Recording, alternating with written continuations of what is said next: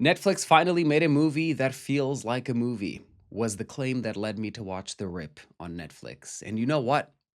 It's my fault for believing people on the internet. A group of Miami cops discovers a stash of millions in cash, leading to distrust as outsiders learn about the huge seizure, making them question who to rely on. Sounds promising, especially during this time when cops are so beloved for their great continuous work of protecting civilians. I just know everyone is desperate for cop movies right now. This is when we need it. So the reviews for The Rip are great across the board, and I think we're either having mass psychosis or Netflix is investing all of their budget into creating fake AI positive reviews of this film.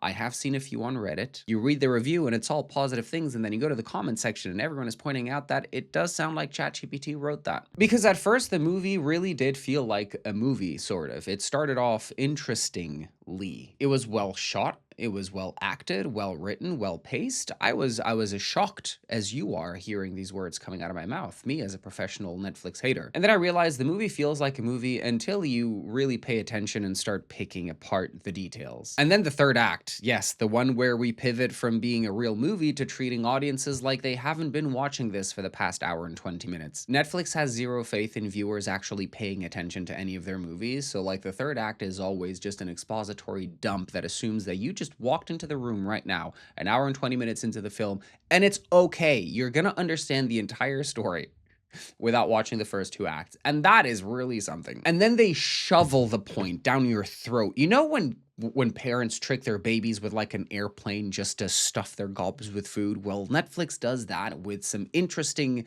ideas, luring us in to then just stuff our gob with unnecessary expository bullshit. And the plot holes. Oh my god. But all in all, the movie really does just dispel the myth that cartels and police are at odds with each other. Could not be further from the truth. In fact, if anything, cartels exist thanks to the police facilitating their existence, with a whole war on drugs designed to affect consumers, not producers or distributors, therefore building addiction in poverty-stricken circles throughout the country and ensuring a continuous unregulated demand for drugs, keeping untaxed money flowing through the economy while providing the prison industrial complex with an endless supply of free labor. War on drugs, more like war on the poor and disenfranchised, because when was the last time you saw a billionaire go to prison for drug use or murder or anything really?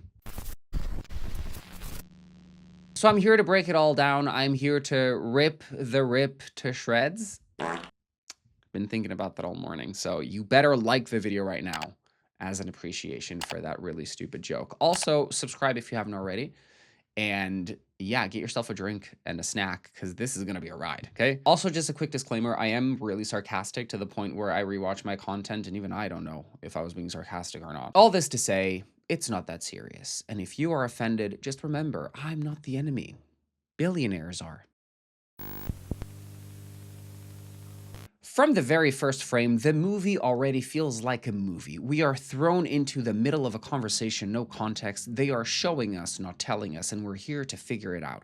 There's a conversation between Matt Damon's character, his name is Dane, and his boss. They're talking about an alibi. And after 18 seconds of mystery and suspense, we get a flashback that shows us exactly what brought us here. Love that. The movie says it's inspired by true events, so I Googled it, and the true events are basically a big cash seizure that the Miami-Dade Police Department did in 2019, 2020, and that was it. And then someone wrote a movie imagining what it would be like, you know, in a world where people are corrupt. Imagine if people made bad decisions, selfish decisions. That is what the movie is here to answer. What if people were naughty? The flashback shows us the murder of Captain Jackie Valais of the Miami-Dade Police Department. She speaks to a scared informant of hers on the phone and reassures her she will get her out of there and to not trust anyone. And immediately after, she is gunned down by two masked men, but not before she sends a mysterious text to someone. So the 18-second mystery was solved. Jackie was killed, and her second-in-command, Lieutenant Dane, played by Matt Damon, was providing his alibi for the night of the crime. Meanwhile, the rest of the team gets interrogated by the FBI, and it really is a who's who of who hates who more.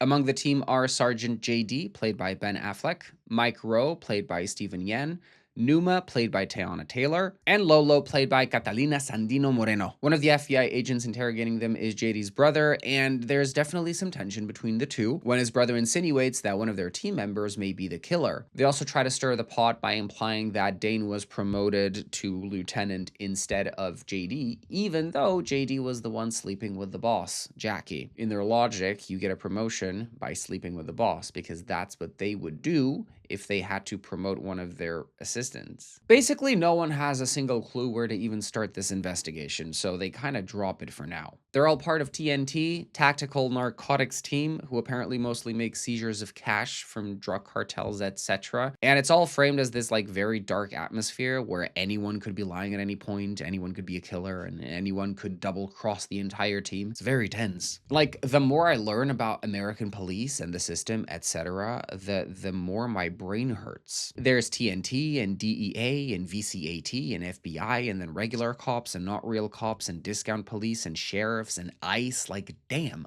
What else are y'all gonna invent to solve the problems created by yourselves? Like, you know what I mean? All of these agencies are basically put there to enable the systems that require those agencies. Am I the only one seeing this? Why is the DEA a thing? Because the United States makes sure that the drugs continue flowing through the country illegally. Like, I feel like this is not groundbreaking, what I'm saying. I feel like everybody knows this. Well, Dane reads a message that he received from an unknown number. Stash House in Hialeah, Cartel Big Money 23342 11th Avenue. The text Jackie sent before dying. And outside, he tells his team that they had a Crime Stopper tip come in and persuades them to take the job despite being the end of the day and despite not having the budget to pay them overtime. And they all say yes because that's their duty. And it's so inspiring to see people sacrificing their personal time for the good of the country, you know? So I'm gonna need everyone to start saying no when they ask you to work for free. Because you look like a fool.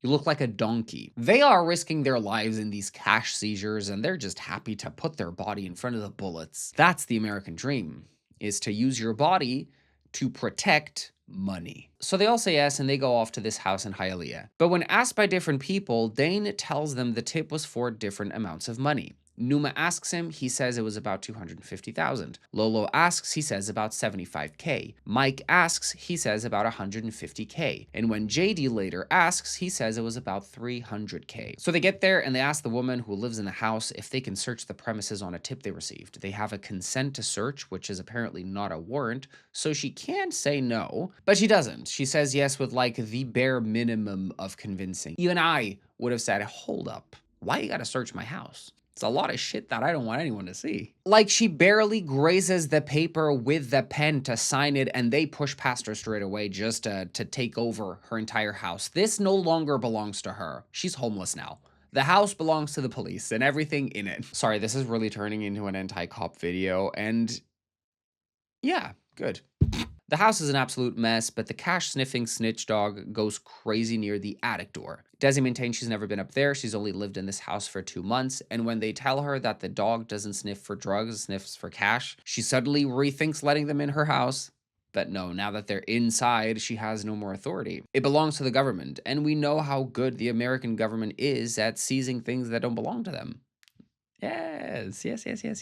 They search a completely empty basement to find several orange plastic containers behind a fake wall, and the mystery begins. First, they interrogate Desi, who says the house belonged to her grandma before she passed away. Now it's in probate, meaning it doesn't yet belong to Desi, but it's in the process, meaning she isn't liable for whatever happens in the house just yet. That's smart. However, she may be entitled to 20% of what they find in the house, 20% of the cash. Apparently, it's a law in the state of Florida that the CI is entitled to 20% of whatever is seized from their homes. Like, I'm sure there's some provisions around that, like if the CI isn't the person responsible for, you know, making the illegal money, I guess. I don't know. Either way, they're now suspecting her because she is Colombian, and as they so eloquently put it, Colombians have great coke, therefore she must be a coke dealer. Nothing says protect and serve more than racial profiling and intimidation tactics. Yes. Well, color me shocked. They don't find 75K or 150K or 250 or even 300. They find about $20 million on a very rough initial estimate. That's a lot of money. And because it's so much money, from here on out, trust in anyone is out the window, down the drain. Dane and JD collect everyone's phones straight away to avoid anyone communicating anything with the outside, because this is like high stakes, right? Their captain just got killed and they just stumbled upon $20 million when they were supposed to be like a few $100,000 only. So they take all the money to the garage to provide additional protection against external bullets should anyone shoot up the house. Great thinking. Protocol says they have to count the money on site, but JD is hesitant staying in this house considering how much money they have and the danger it poses. So he suggests calling it in or calling for backup. But Dane did get the promotion. Dane is in charge, and Dane says, no. Mind you, they are the loudest whisperers on the planet, so everyone is hearing them argue, which is when Desi says they're making a mistake and they should just take whatever money they want and leave. And then a cop car shows up outside, alerted by the fact that TNT is on site and never called it in, and JD thinks he recognizes one of the agents, but they end up leaving, and as a precaution, they get geared up and ready for a guerrilla-style shooting should anyone come. Numa and Lolo are given so little to do with their characters that they're basically just stand-in bodies to count the money while everyone else does like real movie stuff, which is such a shame. Like they really shelved all the women in the movie and then just had the men run around be superheroes. Okay, sure. Mike's the only one questioning why they haven't called this in yet or why they haven't called for backup, but he is told to stand outside patrolling the situation. And that's when he reaches for a burner phone that he had hidden and texts someone saying, jackpot money, not calling command, might be dirty. So Mike's the mole, the snitch. Okay, that's been solved. Back inside, Desi confesses to having an arrangement with the people that are stashing the money in the attic. Turns out, whenever the people need, she simply leaves the house empty for them to come in and take whatever they need and leave whatever they want and get out, and then she returns home and she never sees them. She has no idea who they are. It's just an arrangement that she has. Her past, however, reveals that she was a snitch when she helped the police get her ex-boyfriend who sold drugs and did bad shit. That's when the phone rings. Desi tells them don't pick it up, but JD does. And someone on the other side says, you have 30 minutes to leave the house. No one needs to die over 150,000. JD confronts Dane because the voice on the phone said 150K, but Dane told JD that the tip was for 300K. And if we look back, Mike was the only person that was told 150,000. By Dane, which felt very purposeful considering Dane gave everyone a different amount, which means that the voice on the phone was probably someone who spoke to Mike, or Mike. So Mike's the mole. And now Dane should know this. So we're going to assume that Dane is good at his job and that Dane knows it's Mike. Well, JD now is really suspicious because Dane refuses to show him the tip that they received, meaning that there's probably no tip and this was just all fabricated by Dane. That's a betrayal of astronomical proportions. Left with no choice, JD calls his best buddy at the DEA. His name is Maddie, and he expresses his concerns to Maddie, saying that Dane has been acting erratically and then they've just stumbled upon a lot of money that he hasn't called in yet. And instead of telling him to call it in, Maddie tells him to not do anything to disturb the peace and he will be on his way to help out, like a good Samaritan. He then says, oh, by the way, don't you think it's strange that Jackie was sleeping with you, but you promoted Dane? Maybe they were working on something together and this rip was part of it and that's why she got killed. So we know Maddie's in on it now too. So it's Maddie and Mike. I suppose now my issue with the film is that now that everything has been revealed, the movie kind of plays out in a weird way that you can tell that they're holding things back to do a reveal at the end. So I'm thinking, okay, wait a minute. Maybe we haven't seen it all. Maybe there's another twist coming, right? Maybe it's not just Mike and Maddie. Maybe there's something more insidious happening behind the scenes. Okay. Mike sees all the lights of the neighborhood come on at the same time and a specific light flashing in a pattern like a code. JD shows up and deciphers the code, pigs in Morse code, and goes to investigate in this completely deserted neighborhood that was most likely all bought up by the cartels. Back inside, Dane loudly whispers to Numa and Lolo that he wants to steal the money for themselves and they can make it happen. So loudly, in fact, that Desi, who's on the other room, hears everything. And then he calls someone on the phone and says loudly in front of Desi that he wants to speak to the major to report a rip of $150,000 that they are currently seizing. And he says all of that in front of Desi, almost like he wanted her to hear it. In a panic, she blurts it out to Mike, asking for help, but they are interrupted by Dane, who returns and asks Mike to show him where JD went. Outside, Dane intimidates Mike, leaving him visibly rattled, before going off searching for JD. And a flustered Mike sends a voice note saying, they're gonna rip the stash, we need to move now. Now, I want you to adjust your seats because it's going to be a turbulent ride. There's going to be a few plot holes. For example, Mike arrives at the house, and like less than a minute later, Dane shows up, which makes absolutely no sense because the last time that Mike and Dane were together, Dane was walking to the end of the street, which is like a minute away at least. And then Mike was walking back to the house, which is like another minute. So what happened? Did Dane just get to the house and then sprint back? Dane says he got separated from JD, but before Mike can even try to call him on the radio, someone starts shooting the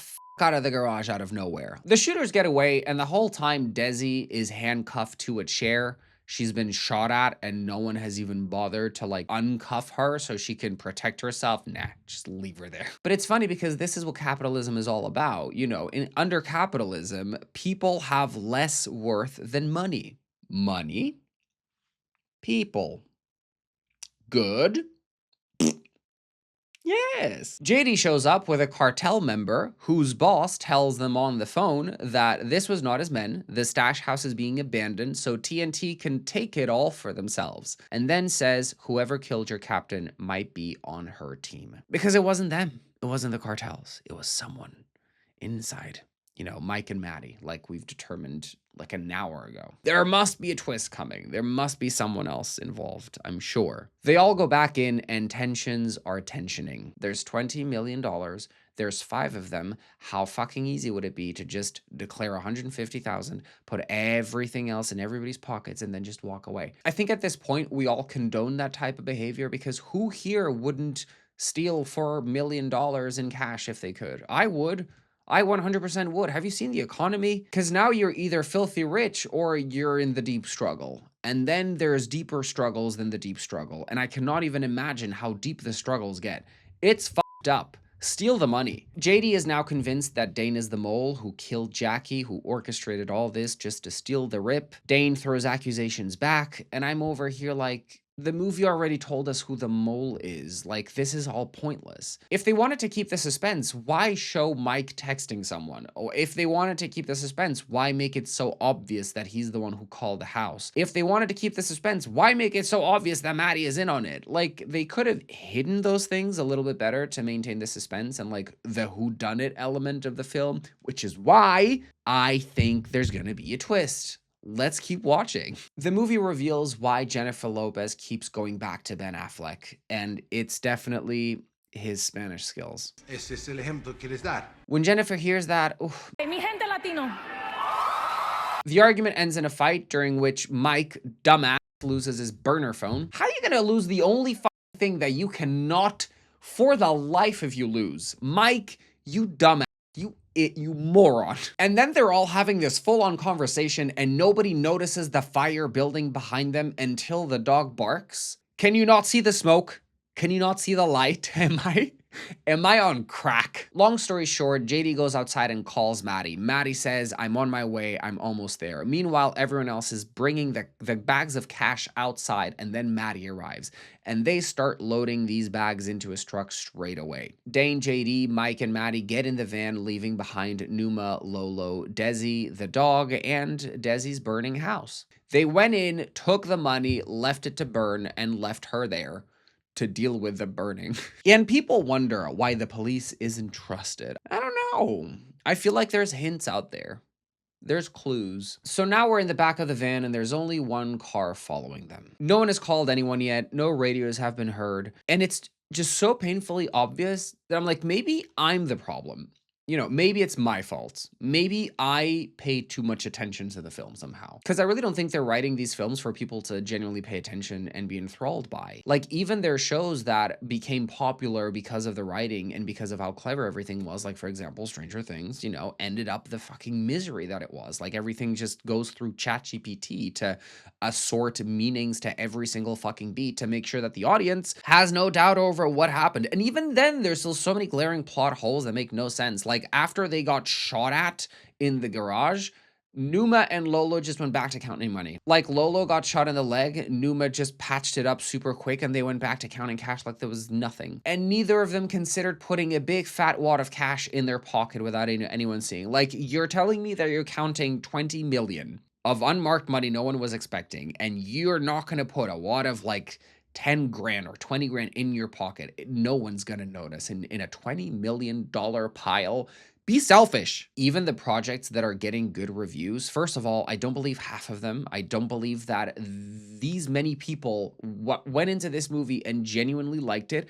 And if they have, I feel like maybe media literacy is on its last legs. Maybe we've just become so complacent and so used to having crap thrown at us that we're like, you know what? Yeah, this is good because it's loud. It's got pew, pew, pew. It's got famous people. And they tell us exactly what and why happened. It's so painfully obvious. Maddie and Mike were going to steal the money. But now that they think Dane is stealing the money, they're going to try and convince JD to go along with the plan so all four of them can steal the money, not knowing that JD and Dane probably don't actually want to steal the money. It's meant to be a tense sequence that I will say was kind of ruined by too much atmospheric music. Like it's a bit overwhelming that it takes away the tension. And then there's the big twist, the big reveal that we were expecting is that Dane orchestrated this entire night to flush out the mole, the killer. Once he had the address, she texted him. He thought if they went and checked it out, the person who killed her would make a move. Then he gave everyone different amounts regarding the tip, and when the call came and they said 150K, he knew it had to be Mike, because he's the only one who heard 150K. He, of course, whispered loudly for Desi to hear because he knew she trusted him and would spit back all the information to him. And JD, turns out, found all of this out when he went to check that house at the end of the street. So, like, Dane left Mike, walked all the way down to the house at the end of the street, went upstairs, found JD, told him everything that he found out, laid out his plan for moving forward, and then returned within a minute of Mike getting to the house. That's a plot hole. Also, JD snatched Mike's phone during the fight. And if you haven't noticed already, this is the big expository dump scene of the film. Because as they're saying this, the movie is showing us flashbacks of all of the unseen things with music in the background that felt like I was watching one of those Stranger Things scenes where they just explain the plan for like 10 minutes and they just go over it exhaustively. It felt like homework. Like, I thought these pew pew movies were about pew pew pewing. I even welcome thrills and some mystery, but this is just spoon feeding us the information. Like when they say the voice on the phone said 150K, they're like, the voice on the phone said nobody needs to die over 150K. Mike, you were the only one who heard 150K. Yes, Mike, it's me, JD, talking now, saying the exact same bullshit in a different voice. The rumors are right. They are dumbing it down so much, it hurts. Like, it's bad. Then they also deduce Maddie is in on it because he still hasn't called this in. He didn't bring enough people to safeguard this much money. They've heard no radios, so he must be in on it. You think I'm bent? Oh, so you doing the bending? Well, here's the twist, because up until now, we thought the other guy was going to be Maddie, because it was so painfully obvious, right? But Mike redials the last number on his phone to reveal his partner, and it's none other than Maddie. There's no plot twist, just a slow and steady confirmation of what they've shoved down our throats already. The death of subtlety. Maddie shoots Mike in the ear, and then we find out it was Mike and Maddie who killed Jackie, but Maddie finished her off. JD's phone then rings. He puts it on speaker and says, "You're on speaker." And it's his brother, the FBI agent. They have them cornered. Maddie panics and comes up with a plan to pretend this was a joint agency thing they did, and they can frame it that Mike was one of the perpetrators along with whoever else is driving, and they can just avoid so much paperwork. And JD's like, "Maddie, they can hear you. I said you're on speaker."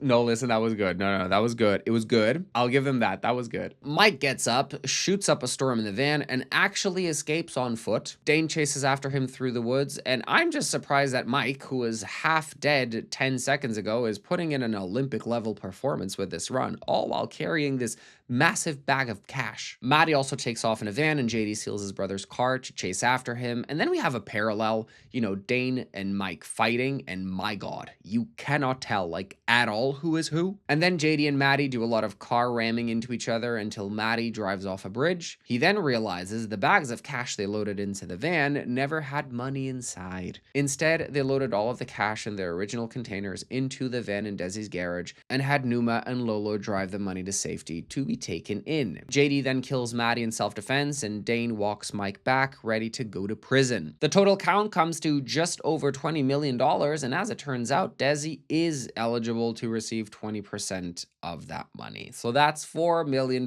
before tax, which is still really fucking good. And they all live happily ever after with their shitty salaries, knowing they did good today by giving the United States another extra $20 million that can be used to fund a war overseas. And that, friends, is a beautiful tale of integrity, honesty, generosity, kindness, and empathy, the defining traits of law enforcement of the US of A. Matt and Ben, next time you reunite on screen and do this whole song and dance again, fuck. No, really, give people what they want. Just make out, go at each other. Like, it's been long enough. You've been edging us for so long. It's time that you do a love story where two middle-aged heterosexual men have a sexual awakening with each other.